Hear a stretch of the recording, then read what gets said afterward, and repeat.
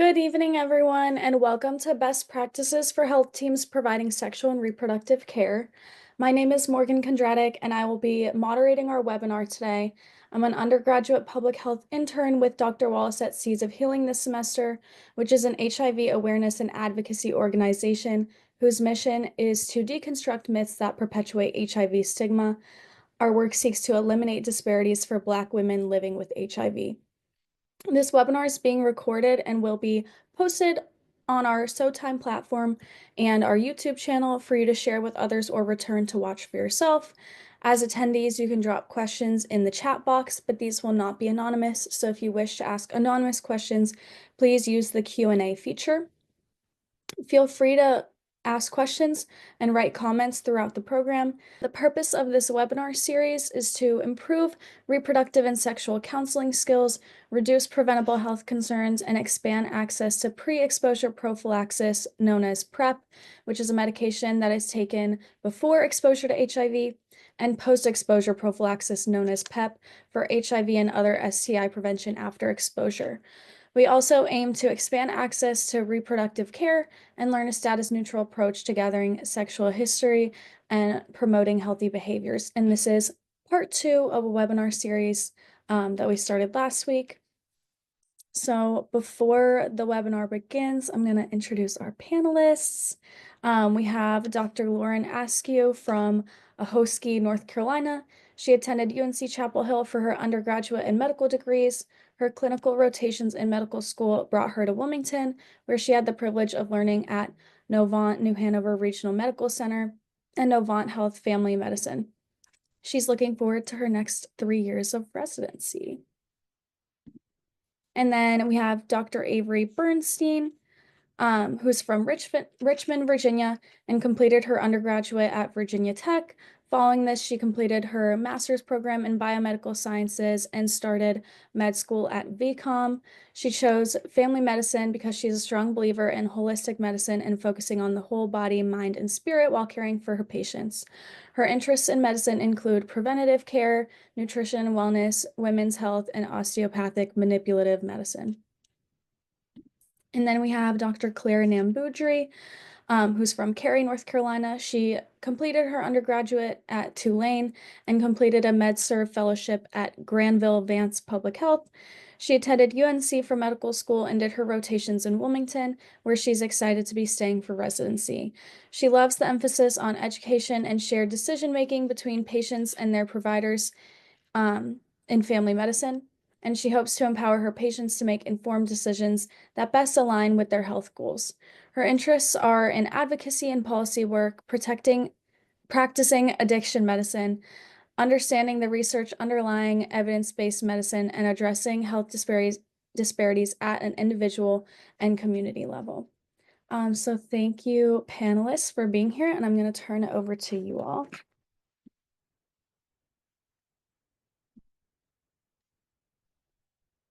Okay, thank you so much for the introductions. So we are going to get started. Today we're going to be talking about PrEP and PEP for STI prophylaxis. And we'll be getting into these acronyms and what they mean throughout this presentation. There will be a heavy emphasis on HIV, but we will touch on some other STIs as well.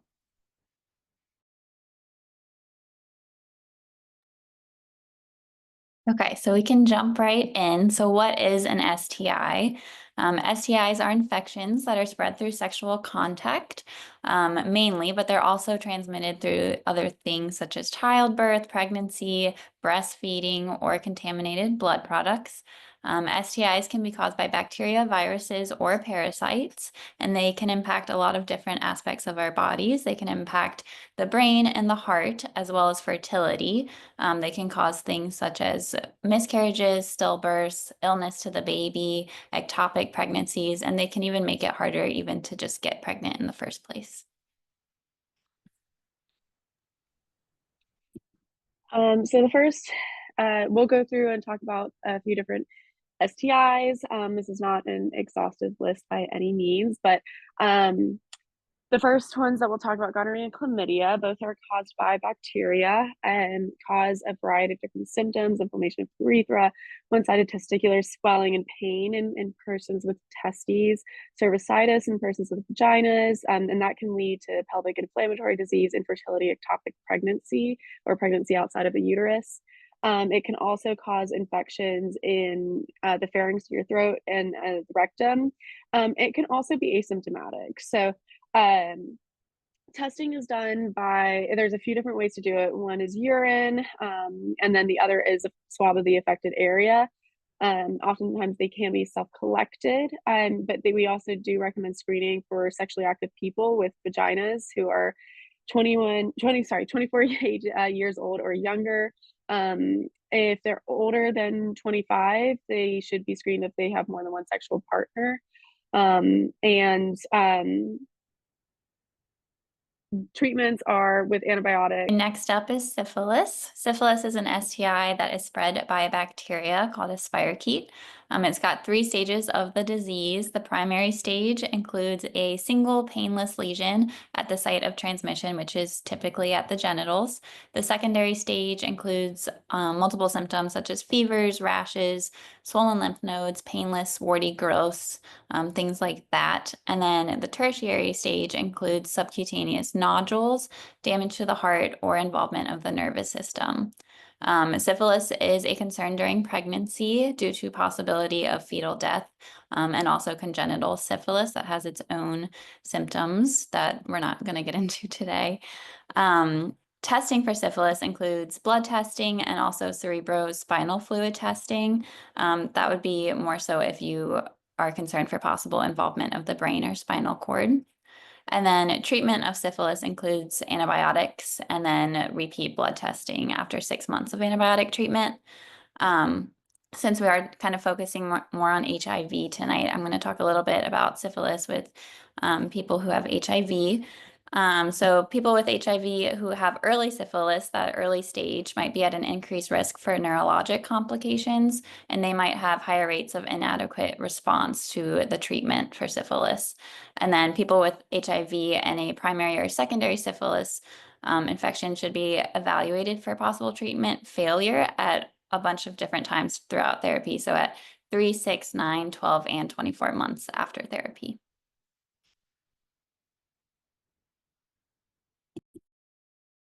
So next, we're talking about trichomonas. Trichomonas is a common sexually transmitted infection that is caused by a parasite. Symptoms include people with vaginas have thin, white, cloudy odor to discharge and often itching, burning with urination, or even lower abdominal pain. People with penises can have discharge and burning with urination. In terms of testing, a swab is typically taken and analyzed under a microscope to actually visualize this picture that is shown here, to visualize the trichomonads. In terms of treatment, this is also treated with an oral antibiotic.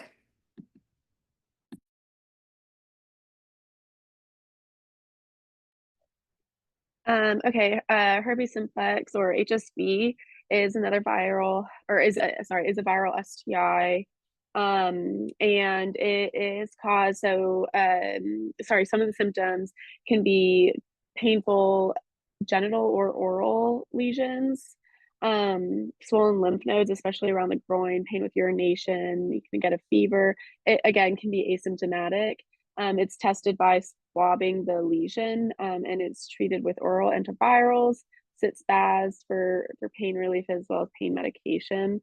It's particularly important during pregnancy to identify, to treat and prevent flares during pregnancy.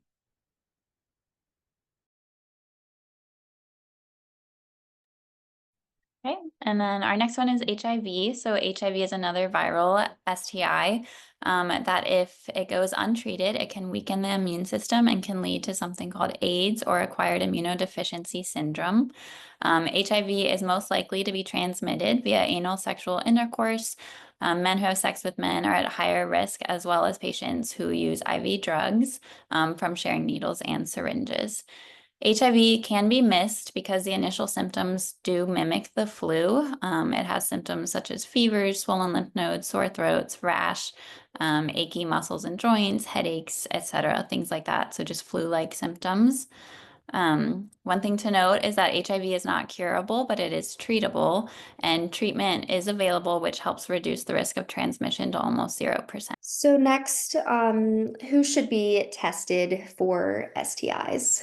We'll take a moment if anyone wants to give a couple ideas into the chat, and then we'll kind of go through some of the recommendations. Yeah, so everyone who's sexually active should be tested at least once. Thanks. We can go to the next slide.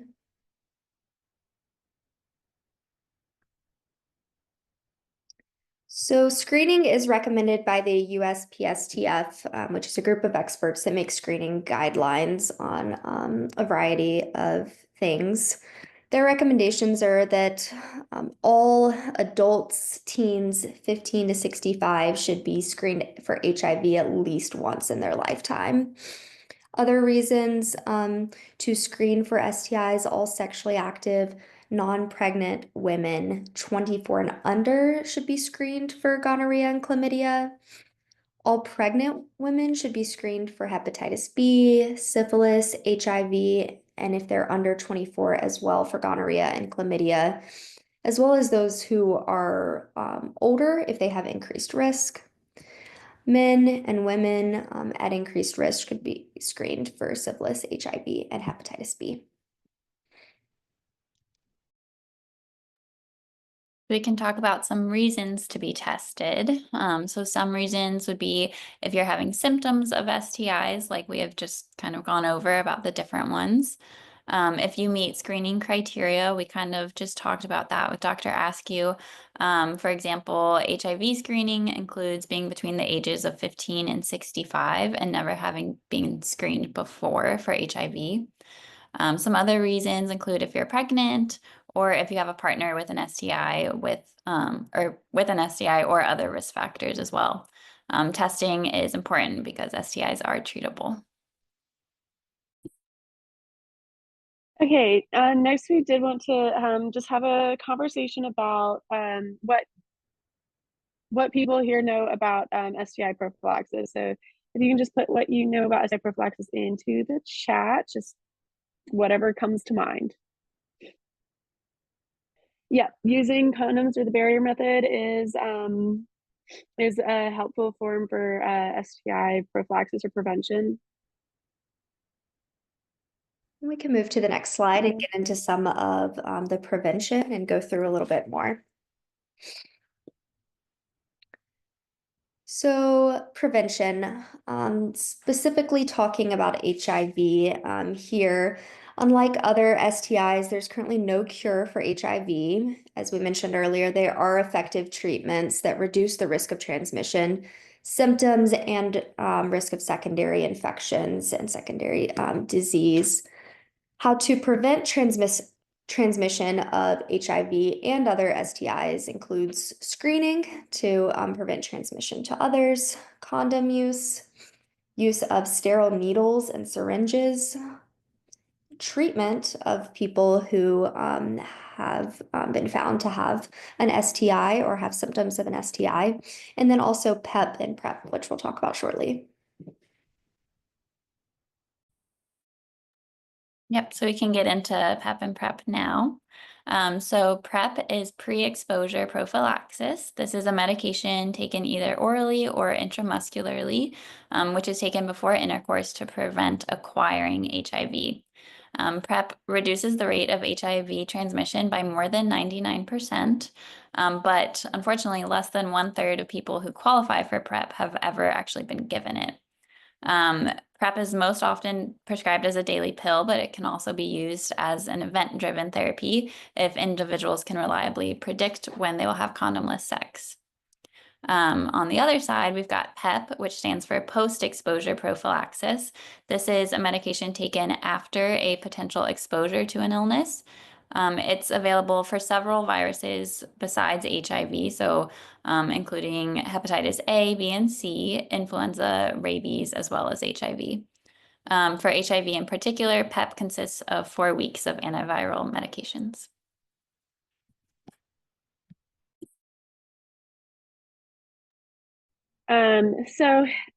With PEP, as Dr. Bernstein mentioned, it can be taken following a potential exposure.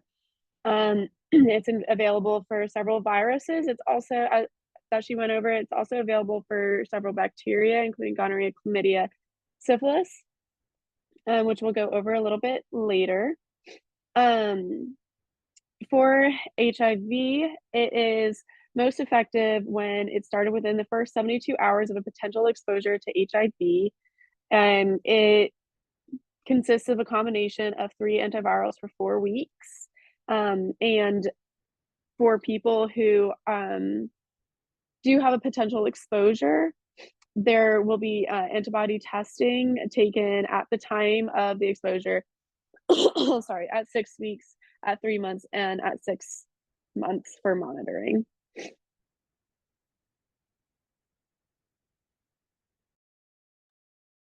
So who should be prescribed PEP or post-exposure prophylaxis for HIV?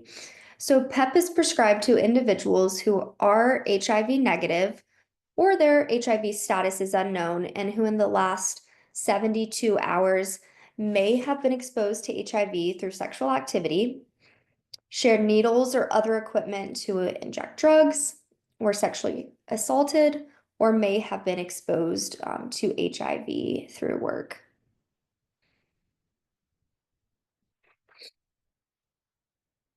So we can also use PEP for other things, like Dr. Namboodi said, for other bacteria as well, such as gonorrhea and chlamydia. The CDC currently recommends discussing PEP with patients who identify as gay, bisexual men who have sex with men, as well as transgender women with a history of 1 bacterial STI in the last year, or if they're at higher risk of infection. In order to prescribe PEP for bacterial STIs, we will prescribe doxycycline 200, which is an antibiotic. This is to be taken as a one-time dose as soon as possible within 72 hours after oral, vaginal, or anal sex. Most common side effect with this drug is GI upset. So that's all post-exposure prophylaxis. Then we also have pre-exposure prophylaxis. And as Dr. Bernstein had mentioned earlier, this is for people who have repeated potential exposures to HIV. A lot of times this can be prescribed to someone who is in a sexual relationship with someone who has known HIV, or people who repeatedly partake in sexual intercourse with folks with unknown status or in high risk sexual behaviors, which Dr. Askew went over a little bit before. The pre-exposure prophylaxis are oral pills or injection taken before intercourse to prevent acquiring HIV. It's really effective. It reduces the rate of HIV transmission by more than 99%. And as mentioned earlier, less than a third of people who qualify for it can have ever been given it.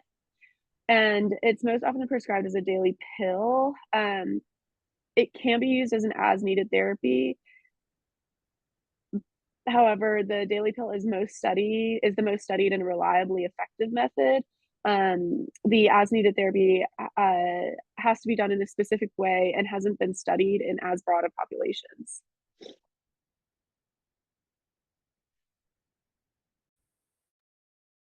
So who should be prescribed PrEP for HIV? Who should physicians should have conversations with about PrEP? So based on CDC recommendations, based on sexual risk, People who have a partner with HIV and a detectable viral load, or if their status is unknown. It can be given to anyone with a partner who has confirmed HIV. So that's one reason to discuss PrEP. Men who have sex with men and transgender women who have had an STI or condomless sex with multiple partners or one partner at higher risk for HIV. Individuals who have condomless sex in HIV epidemic regions. Individuals who in the last 6 months have engaged in condomless sex with a person of high HIV risk. They also recommend talking to individuals who've had a diagnosis of syphilis or gonorrhea and assessing their risk factors to see if they would be eligible for PrEP. Individuals with injection drug use in the past 6 months, especially if they're sharing needles or equipment, may also qualify for PrEP.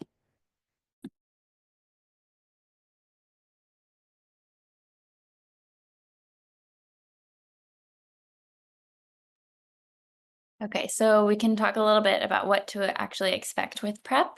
We've talked a little bit about this part, but it can be either an oral or an injection form. Oral is the most commonly prescribed. Injections are done every 8 weeks and are better for those individuals who don't like taking pills, who might forget to take them regularly, or if they have any like renal or bone disease prior to starting. For pre-treatment evaluation before getting PrEP, patients will get blood work done, which includes HIV testing, kidney function, hepatitis B and C status, and a lipid panel as well. We'll also do STI testing, a DEXA bone scan to see if there's any personal history of osteoporosis. We'll test for pregnancy, and then we'll also do HIV testing within 1 week of starting PrEP.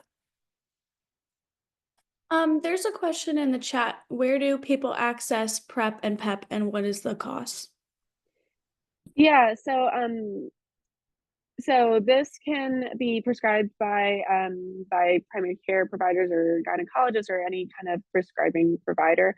It is expensive out of pocket. I think PrEP is around $1,300 per month. I'm not sure about PEP. With insurance though, most insurance plans, including Medicaid, will cover PrEP with a prior auth. And for those who are uninsured, there are assistance programs available. There are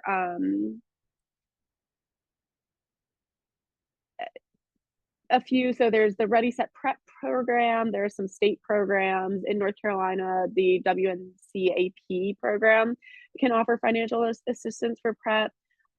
For PEP, there are some pharmaceutical companies that offer some assistance depending on eligibility and application.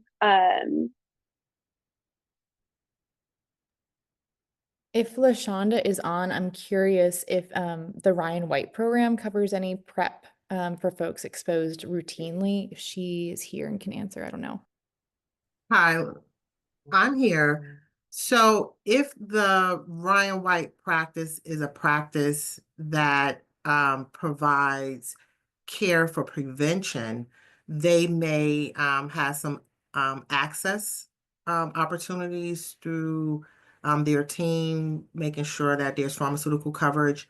But the Ryan White financial assistance itself does not cover PrEP. In the Ryan White services that we have here in New Hanover County at Novant, we only care for people who already have a diagnosis of HIV, so it would not be available. At internal medicine, our PharmD as well as our pharmacy do work with the community members who are under-resourced to access Gilead. There's a program called Access Gilead, where people that meet the financial criteria can fill out an application to get coverage.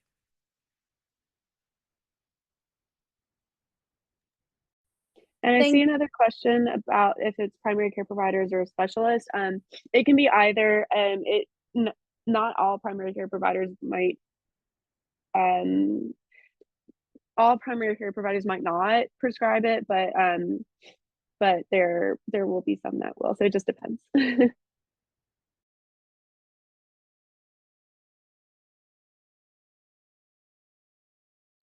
And I'll see if I can add this link to the chat. That's a good link from the CDC that has a link where you can search for HIV and STI services and care near you. It also provides a little bit more information about assistance programs in different states and a couple other programs for PrEP.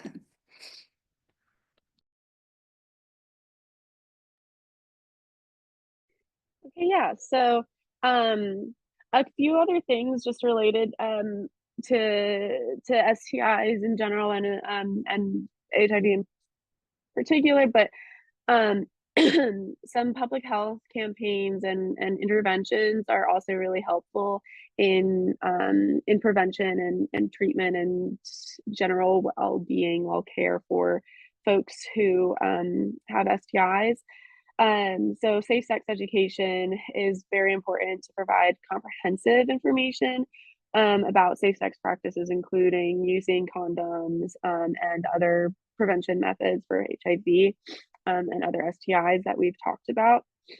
And then there's also just destigmatization campaigns, which aim to reduce the shame and discrimination associated with STIs that, by promoting awareness, empathy, and normalization of prevention and testing and treatment. These campaigns often will use inclusive messaging, testimonials, educational tools to encourage open discussions and empower individuals to seek care without any, fear for any judgment. So just to simply summarize what we've talked about today, screening for STIs, particularly HIV, but other STIs is important. STIs can be prevented and they can be treated. PEP is post-exposure prophylaxis, which can be used after potential exposure for prevention of HIV, bacterial STIs such as gonorrhea, chlamydia, and syphilis, and more. PrEP is pre-exposure prophylaxis, which is used prior to potential exposure to prevent HIV. And as we talked about, it is often a daily pill, but there's a couple of different treatment options. You can ask your primary care provider is a good place to start to get connected to those resources. So if anybody has any questions, comments.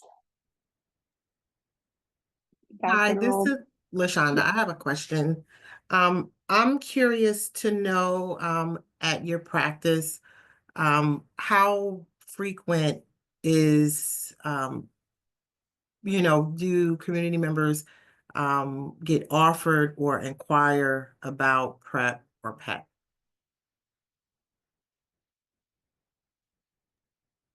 I would say in most of our practice, I don't get this question too often. I am typically the one who brings it up, particularly to my transgender female patients. But in general, there's not many patients coming to me and asking for it right now.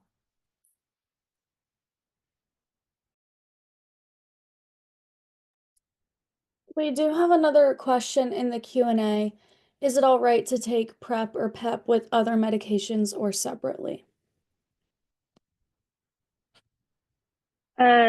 So I mean, for the most part, it's okay. You wouldn't want to take PrEP or PEP with other antiretroviral drugs because that can lead to drug resistance.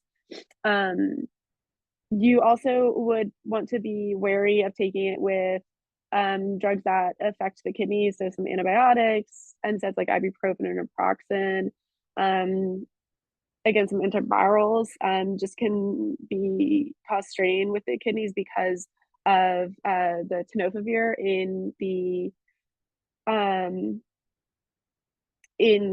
PrEP specifically. There's no issue with taking hormonal contraceptives with it. I think that's a question that comes up. then I think those are the big ones. There is a really cool HIV drug interaction checker through Liverpool. It is, I will put it in the chat for you guys. So those of you that are prescribing can feel comfortable doing it. Oh, it doesn't look like I can send it to everybody. But I will tell you guys, it is at Liverpool HIV-druginteractions.org, or if you just Google HIV med interaction checker, that actually brings up the first thing in Google is the Liverpool HIV drug interaction checker. So you can kind of confidently know that it's not going to interact with other antiretrovirals. A lot of some of these medicines for patients who are immunocompromised in particular, we definitely want to be careful with, in particular hepatitis B. So these, this interactor in particular is super helpful for that. There is actually a preplocator.org that looks like it's put through by Emory over in Atlanta. But it doesn't tell us anything we don't know. It's got Novant and Duke and Wilmington Health. And I think that's about where we're at. There's Star Medical Clinic in Jacksonville and Goshen. And that's it for our area. Yeah, again, that link from the CDC has that HIV.gov locator, which shows some resources in our area that have substance use treatment, HIV testing, STI testing and treatment. It also mentions HIV PrEP in there, but it's again the big healthcare systems that I'm seeing, so not any other resources.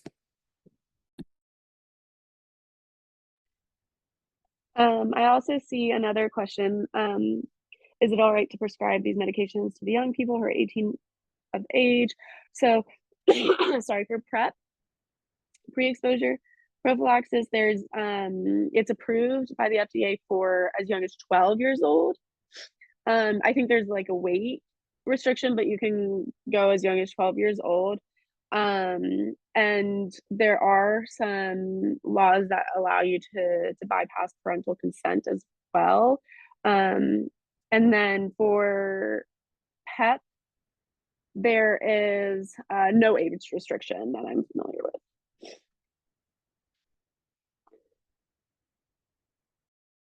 I just wanted to confirm too, it does look like Planned Parenthood is listed on this from the North Carolina Department of Public Health to be writing PrEP.